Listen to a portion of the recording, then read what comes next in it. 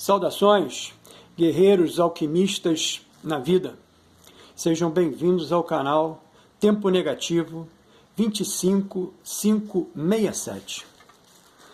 Hoje é meu dia solar 22476, onde se conclui que são faltantes 3091 dias solares para esse ego que vos fala cumprir o seu processo de individuação, o qual se atribuiu conjuntamente com outras consciências para colocar em prática durante esse movimento encarnatório. Pois bem, senhores guerreiros alquimistas na vida, esse é meu ensaio 11 de dezembro de 25, onde eu produzi 1.288 palavras.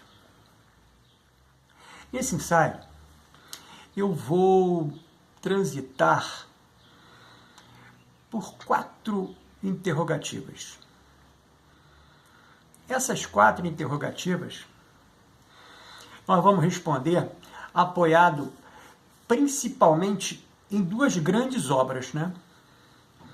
Uma obra é a obra de Schopenhauer, né? Onde ele vai se debruçar exatamente como o mundo como vontade e representação.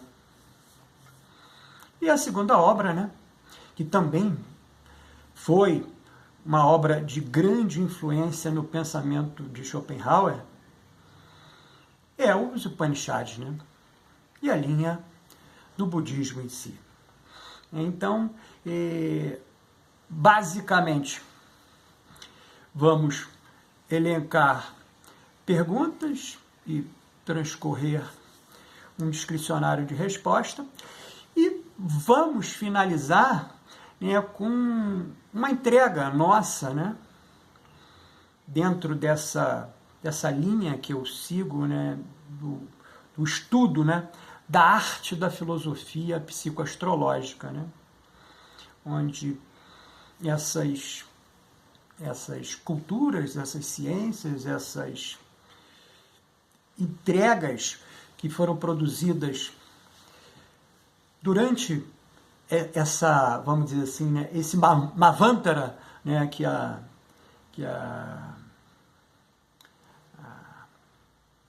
me fugiu o nome dela agora aqui. Madame Blavatsky escreve, né, na Doutrina Secreta. Então, essas culturas, essas informações jazem aqui dentro, né, desse ensaio que a gente está entregando agora, né, no sistema especificamente das respostas, né. E é claro que as perguntas foram tendenciosas para esse movimento, né, de 11 de dezembro de 25, onde falarei no final, mas a Lua está obrigatoriamente na sua fase minguante violeta, né, energizando o chakra coronário, né, o Atma, do corpo Atma, né. Então, do corpo Atma, que é a grande chama, né, a grande centelha divina, né, que se une ao Budi, né, para dar esse, vamos dizer assim, né, esse direcionamento desse Stula Sharira que aqui se apresenta para os senhores guerreiros alquimistas neste ensaio de 11 de dezembro de 25. Pois bem, quando nos perguntamos, será que a mente mundana vai finalizar essa existência ou a nossa consciência eterna? Qual das duas será Atropos? Atropos, para quem não sabe, é uma das parcas, né, da mitologia. Atropos é que vai cortar o fio. Pois bem, segundo Schopenhauer, que ao utilizar a distinção de Immanuel Kant, atribuiu ao mundo cognoscível dos fenômenos e ao mundo incognoscível dos numen, emoção espiritual ou religiosa, despertadora, misteriosa ou inspiradora, que o Kant desenvolveu. Schopenhauer aqui desenvolve dentro dessas duas chamadas, né, a sua própria teoria, argumentando que não há distinção entre os dois mundos kantianos, dos fenômenos e dos numen. Eles são uma e a mesma coisa, os dois lados da mesma moeda. E vontade, e aqui eu estou escrevendo essa vontade, né, com letras garrafais, maiúsculas, né, para trazer exatamente esse pensamento de Schopenhauer, né, na sua obra mais famosa, né? Não aquela que o despertou, né? Aquela que o despertou para o mercado literário alemão foi Parerga e Paraliponema, né? Mas a grande mágica, né? O mundo é o mundo como vontade de representação. Vamos lá. Vontade é a força motriz do universo, mas vemos apenas a sua representação, não a vontade real. Assim, pode parecer que existe uma distinção entre a nossa experiência e o mundo objetivo. Mas, na realidade, não há distinção entre o mundo objetivo e um sujeito que o vivencia. Por exemplo, quando falo, também consigo me ouvir. Ou quando caminho, posso ver minhas pernas se movendo. Mas também sinto como é andar. Em outras palavras, a experiência externa, o movimento das pernas, mas também interna, a sensação ou intuição, aqui eu vou chamar das duas, né, dentro da linha de Jung, né, que recebo do movimento das minhas pernas. Schopenhauer argumenta que ambos são um. Ele chama isso de vontade. De novo, letras garrafais maiúsculas. Mas está escondido de nós e só vemos a sua manifestação, ou sombras. A ideia de vontade oculta de Schopenhauer, é legal da gente trazer isso também, está em Fredo, era um tanto semelhante à teoria da forma ideal e da sombra de Platão. Contudo, para Schopenhauer, não existe mundo exterior ou mundo interior. Para ele, é a mesma coisa. Exemplificando, poderíamos pensar que qualquer coisa fora da nossa pele está separada de nós. Mas, Schopenhauer escreve, que assim que a sua pele toca um objeto, ela não está mais fora da experiência. Portanto, para Schopenhauer, pensar que estamos separados do universo é um erro.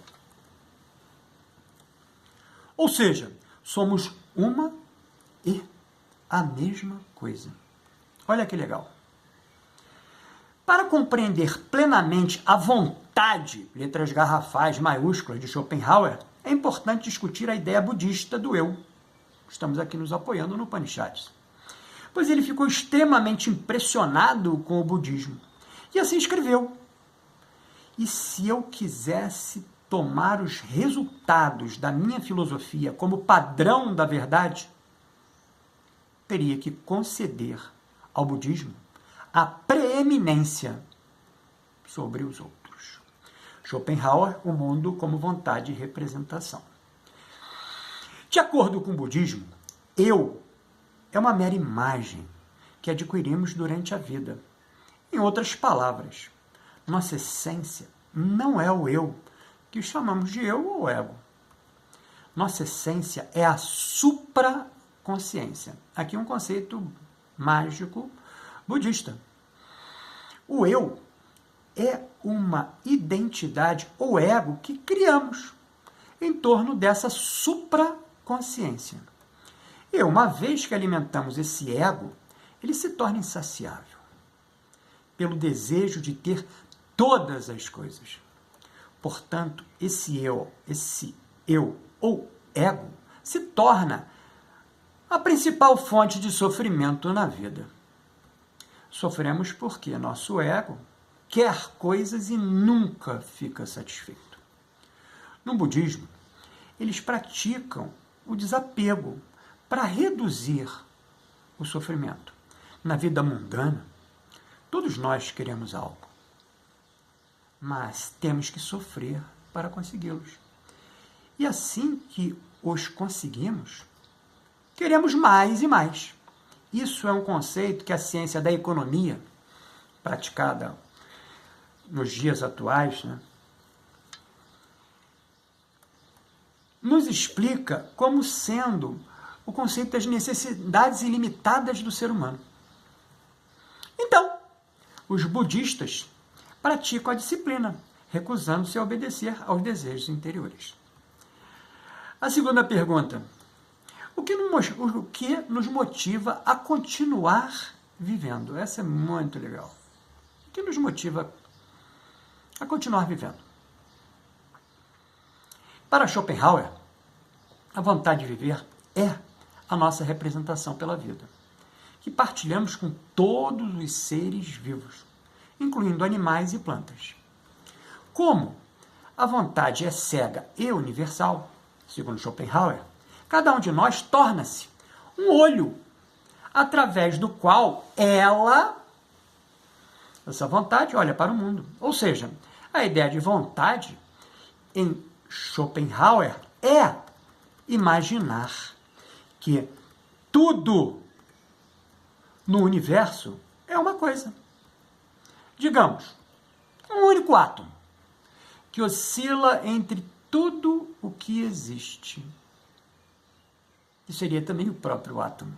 Olha que legal, que é o processo de circular, né?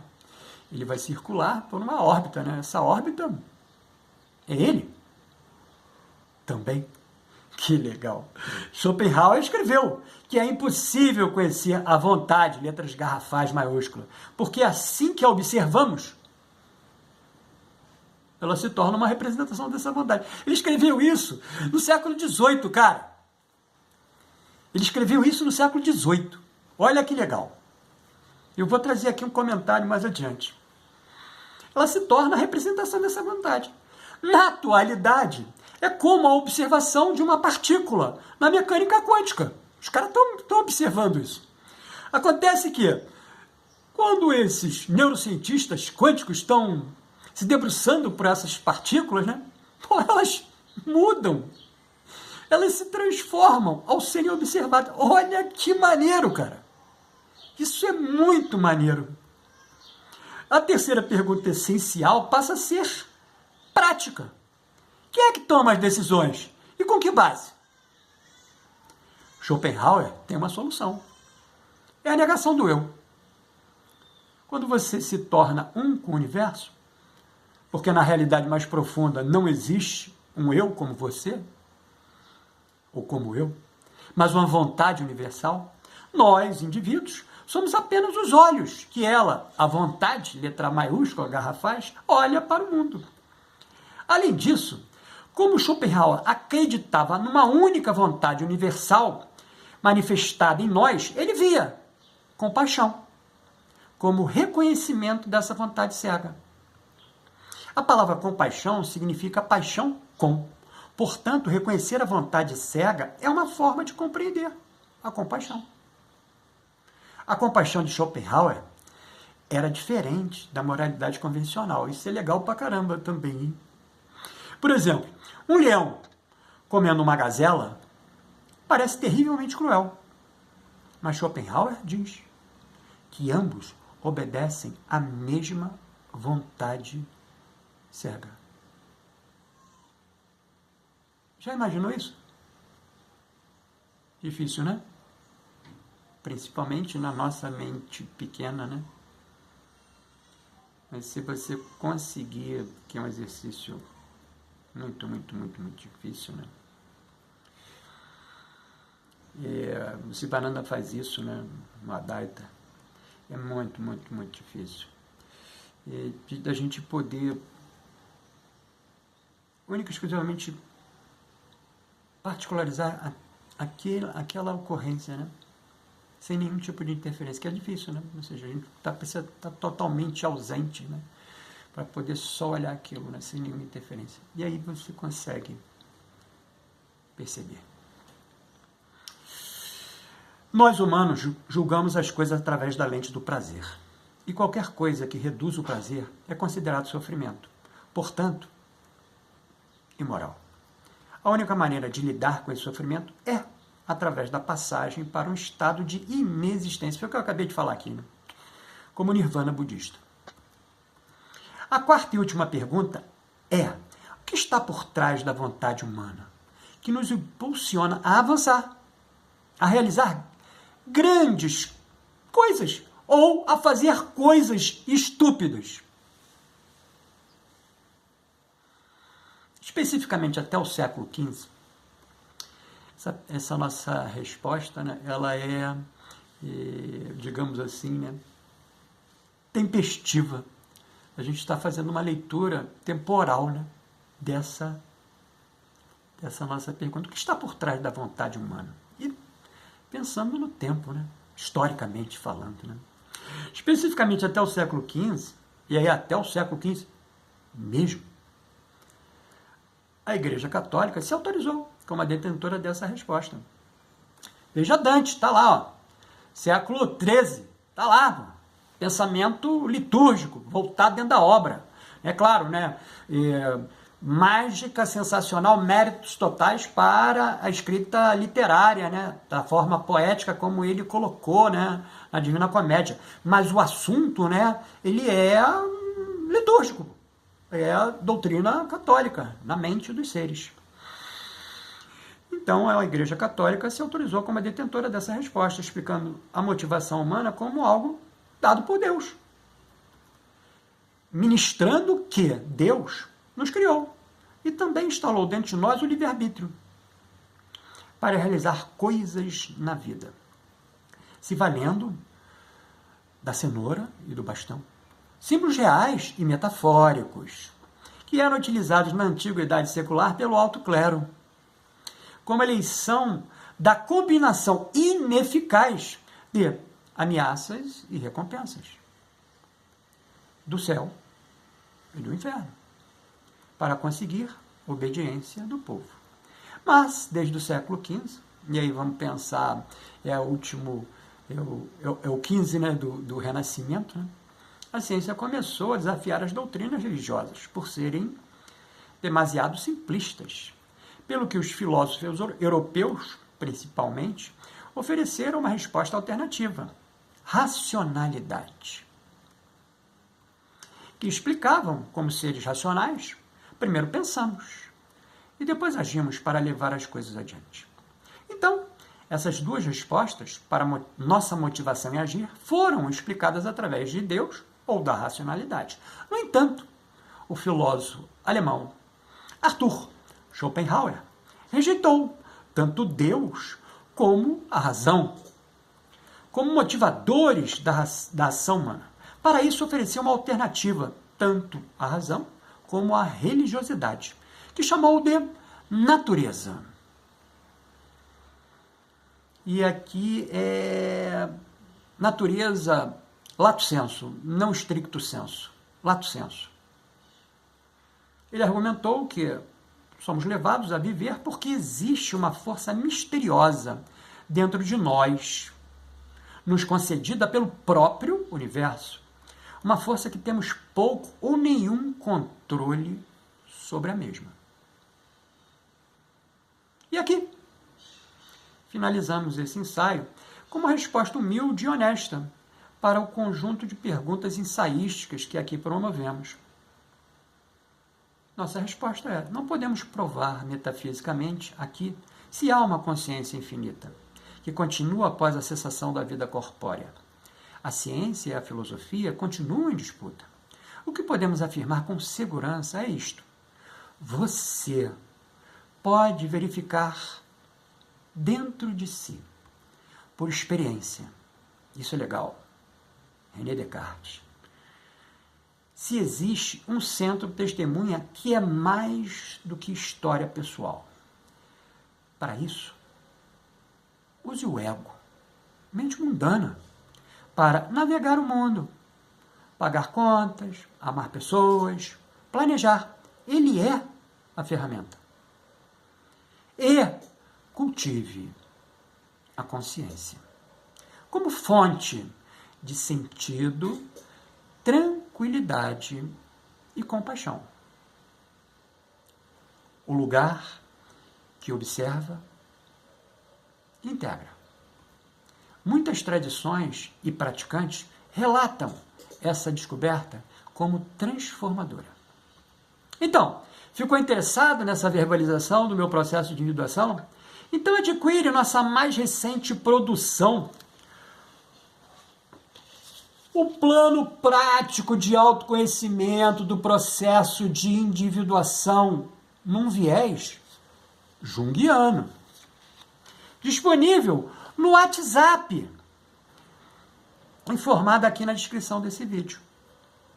Mas não esquece de adicionar o WhatsApp, que também estamos disponibilizando em PDF, pelo valor simbólico de R$ 11,18, que é, como eu não canso de verbalizar, né, extremamente valoroso para esse ego que vos fala, no ponto de vista magnético, né, o 3, 1 e o 8. O método terapêutico para a psique. Esse aqui, senhores, já está impresso, é um dos meus livros de cabeceira, de consulta frequente.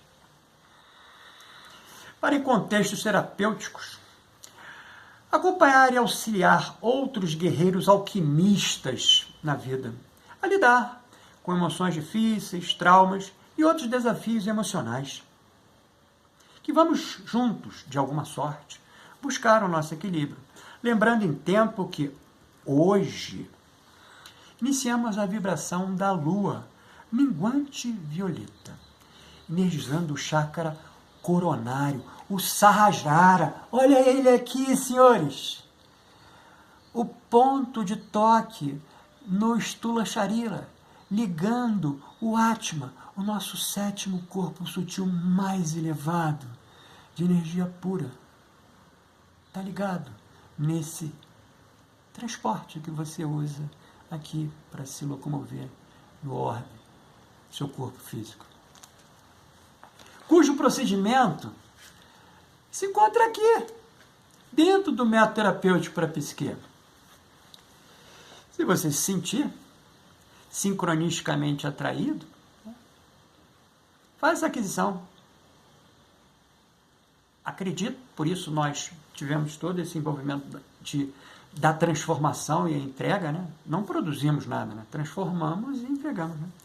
Para que outras consciências, né? Outros guerreiros alquimistas na vida pudessem, de alguma sorte, né? Se reconhecer, se compreender e dar continuidade no seu processo de individuação, que a mundanidade chama de vida. Você me vê no próximo vídeo.